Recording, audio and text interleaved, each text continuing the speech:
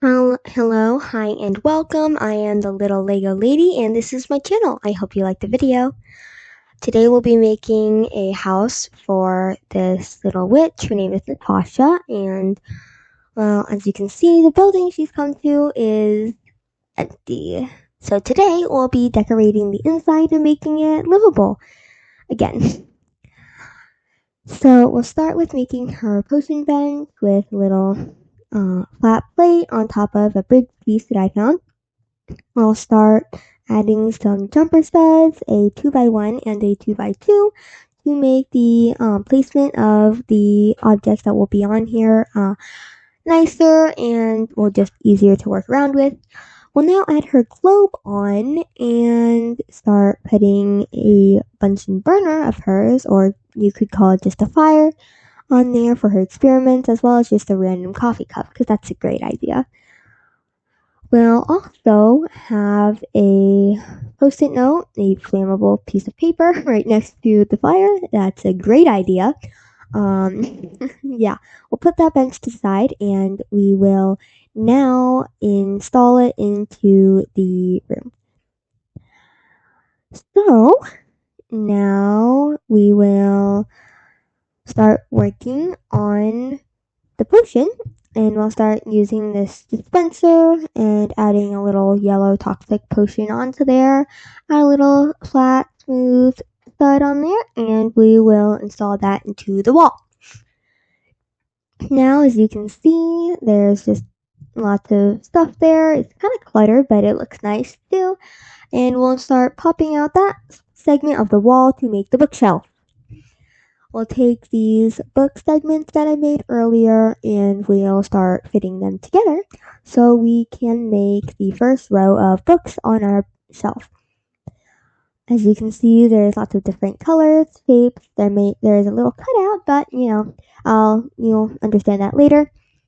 We'll start working on the second row with some round pieces, a lot of fun colors, kind of funky pink, a little periwinkle blue.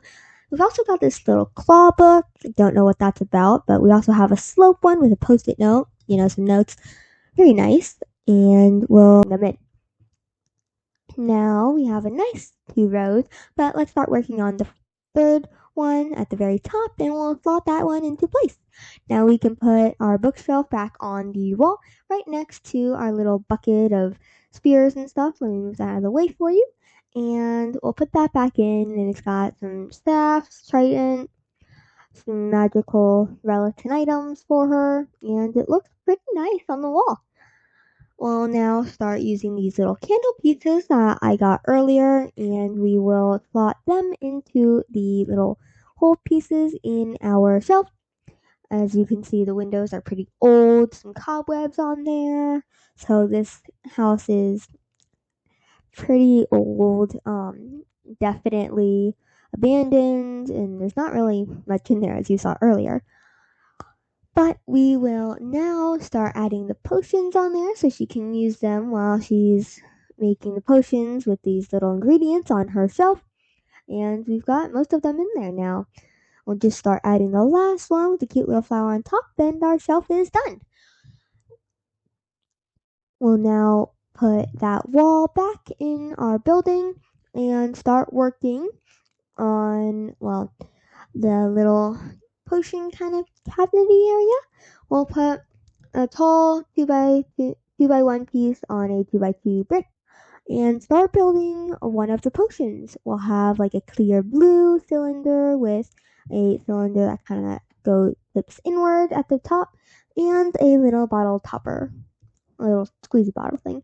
And we'll start working on the second one, which will be pink, as you can see, and has a little flame coming out. Very nice. We'll start working on the top shelf, and it'll have like a little upside down potion, purple, with a little gem at the end, and it's not going to come out because the gem's at the end. So there. And we'll install that on the bottom of the top shelf. Very nice. And we'll put the other bottles on top. We've got like a little 1x1 brick with a squeezy bottle on top, also clear blue, And we've got another little one set there, a little coffee cup, as you can see, because just coffee cup. We'll now add the other one, the other shelf part into place, and we're now done with her little pushing cabinet shelf. We'll now install that in the wall, and it may look kind of cluttered, but I personally like it. It looks very Halloween-esque. So, lastly, but not least, well, technically not lastly, we'll take this little body. As you can see, he's missing a leg and his arm, but we'll put him back in his casket so he can rest in peace, and we'll put the lid for the casket back on top. It has an interesting vampire design, but it's the witch's style, not ours. We'll now just add her little potion cauldron in. Some nice smoke coming out. Hope it's not anything dangerous. We'll now stir it around for her and pop that next to the cabinet. We'll now take her wand, and as you can see, it's kind of thin so she can hold it. And we'll start to put that into the hook that you can see there. We also have a cabinet next to our shelf with the cat.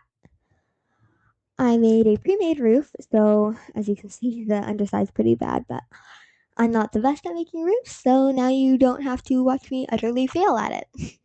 We'll pop that on, and it'll literally snap into place with a small little pop sound. Don't know if you can hear it, but that's pretty much the end. The inside is now decorated for our witch Natasha. The front window is all boarded up, so she doesn't have to deal with neighbors, and that's all. Please remember to like and subscribe. It really helps a lot. I'd like to thank you for watching this video, and that's all.